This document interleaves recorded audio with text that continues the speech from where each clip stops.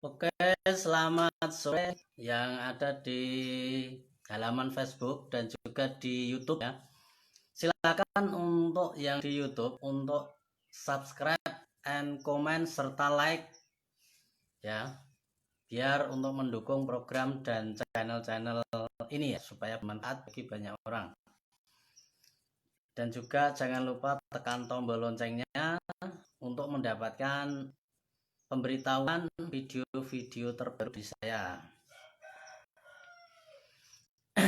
Pada sore hari ini saya ingin berbicara tentang masalah yang berkaitan dengan perasaan ya.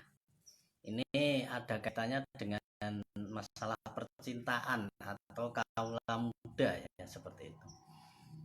Tetapi ini enggak terbatas muda ya. Namanya cinta itu bisa muda, bisa tua, bisa macam-macam ya. Itu adalah perasaan seperti itu. Nah, tetapi saya tidak ingin bahas tentang cinta. Saya ingin membahas tentang patah hati atau putus cinta seperti itu. Ini yang banyak terjadi di kalangan ya, sebetulnya ya. Jadi ini biasanya menimbulkan masalah yang sangat serius ya. Dengan adanya patah hati, dengan adanya putus cinta, terjadilah problematika atau beban mental yang sangat mendalam sekali ya seperti itu.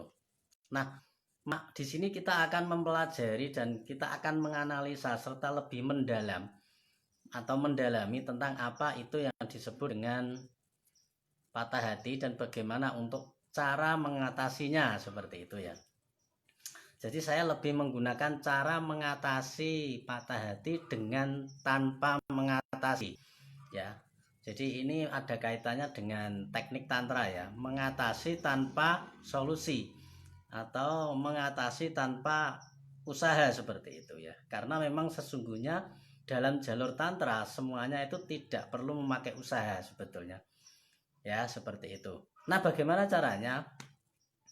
Sebelumnya saya ingin berbicara tentang beberapa kasus yang terjadi yang nyata ya.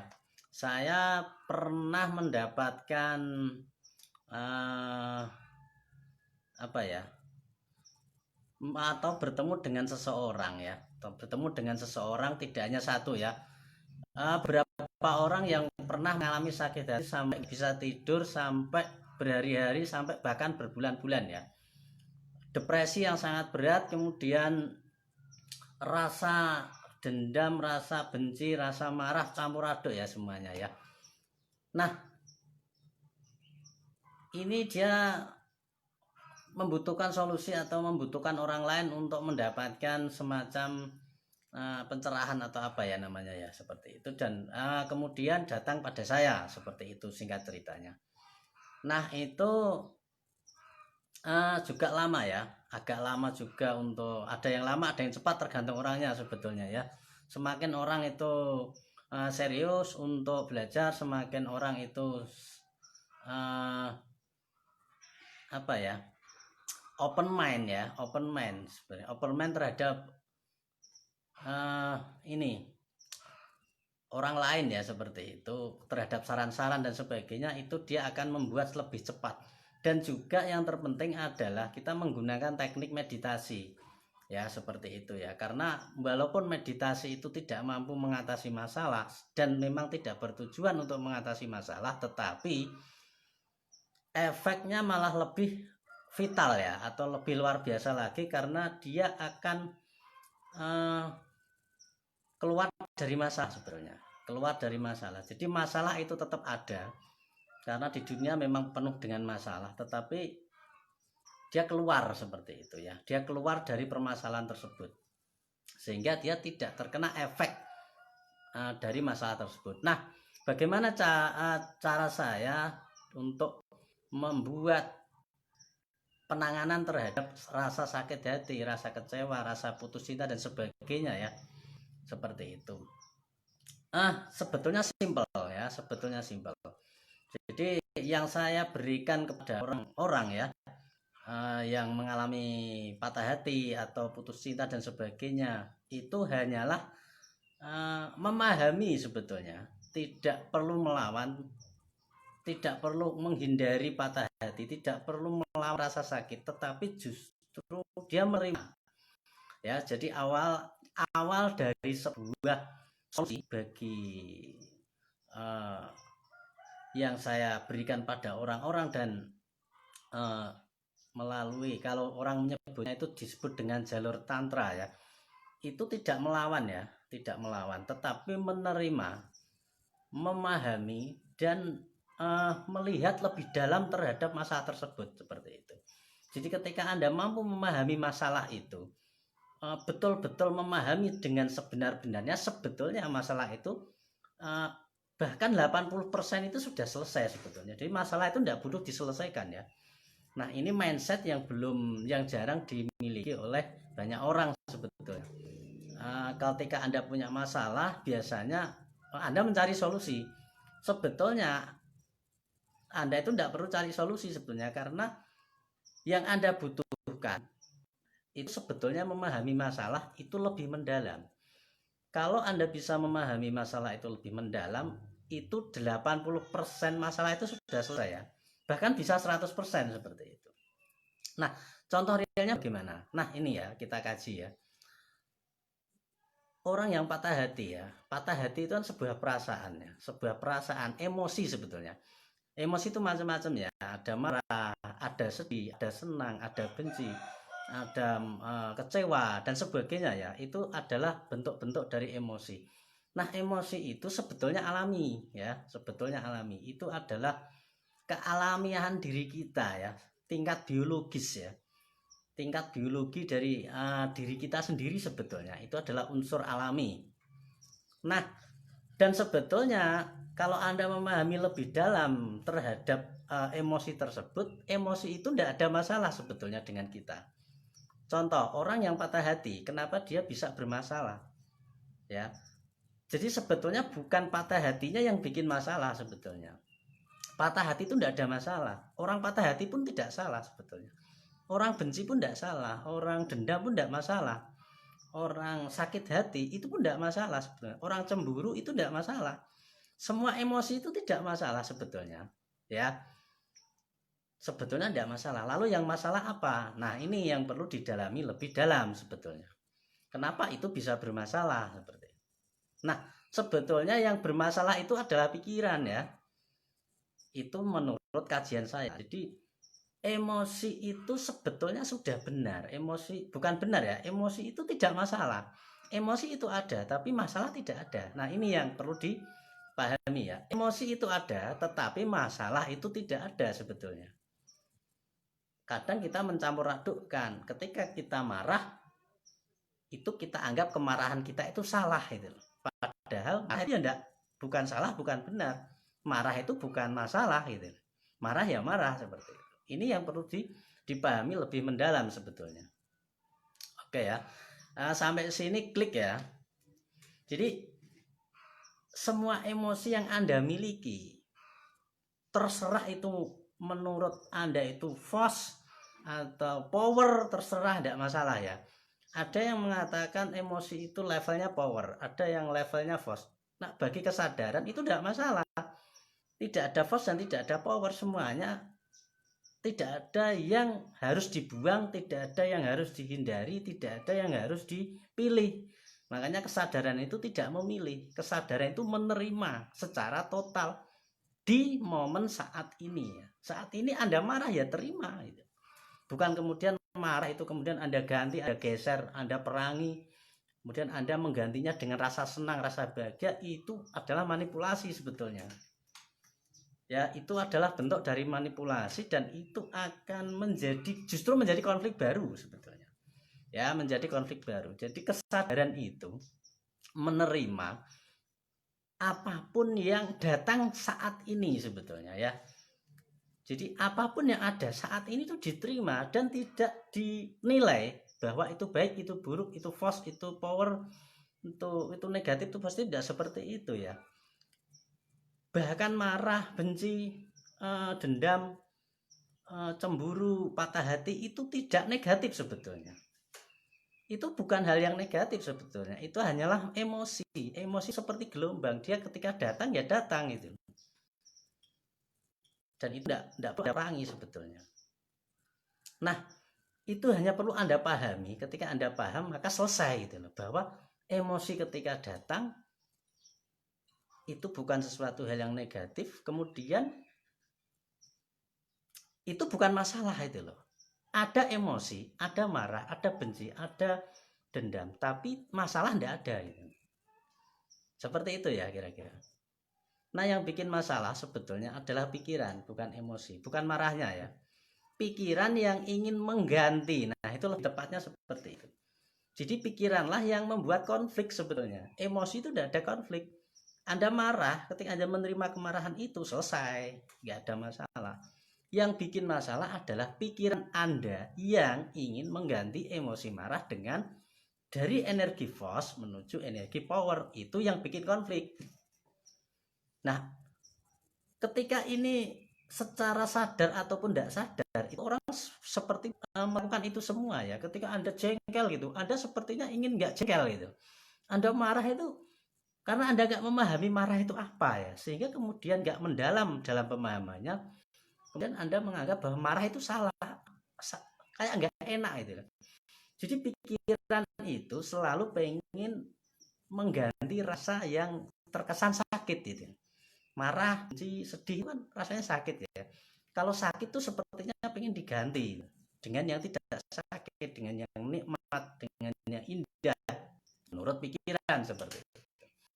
Padahal rasa-rasa itu ketika Anda paham, tidak Anda lawan, tidak ingin Anda ganti, Anda menerima satu total, di situ ada indahnya sendiri. Jadi semua energi itu, semua emosi itu, baik force maupun power, itu semuanya itu ada keindahannya sendiri sebetulnya.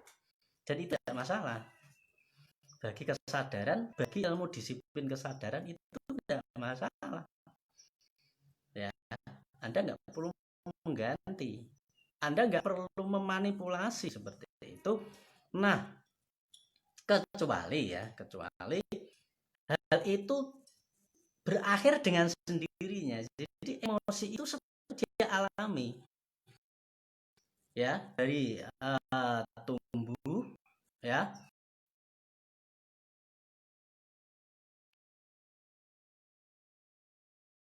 Puncaknya itu emosi itu mencapai titik puncaknya, dia akan turun dengan sendirinya dan hilang.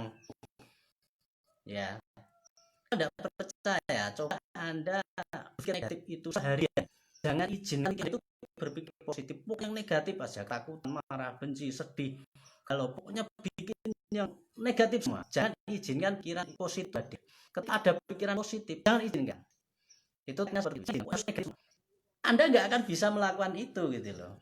Secara alami ketika Anda menekan energi positif untuk datang, Anda nggak akan mampu. Energi positif itu akan tetap datang walaupun Anda berpikir negatif terus. Karena apa? Karena memang dunia itu ya negatif dan positif, dualitas ya. Dan negatif dan positif itu tidak salah sebetulnya. Ya memang harus seperti itu, dan kesempurnaannya seperti itu disebut dengan universal ya, disebut dengan keseluruhan ya, seperti itu, tidak memilih yang baik dan menghindari yang buruk, tidak menilai ini baik buruk, tidak ya, tidak memilih ya, tidak memilih energi apa ya, power menghindari force, tidak seperti itu. Jadi total menerima apapun yang datang saat ini, dan tugas itu hanya menerima ya. Tugas itu cuma menerima ya, hanya menerima ya. Karena kita itu selalu diberi sebetulnya, tinggal menerima gitu ya, menerima terus ya. Maka ketika Anda selalu hanya menerima, Anda akan meluap, Anda akan menjadi penuh, Anda akan menjadi luar biasa ya. Nah, ketika kita atau Anda sudah memahami bahwa ternyata yang bikin masalah itu bukan emosinya, bukan nafsunya, tetapi pikiran Anda yang ingin menghilangkan nafsu, pikiran Anda yang ingin membuang nafsu, pikiran Anda yang ingin mengganti nafsu dari nafsu yang kelihatannya jahat menjadi baik.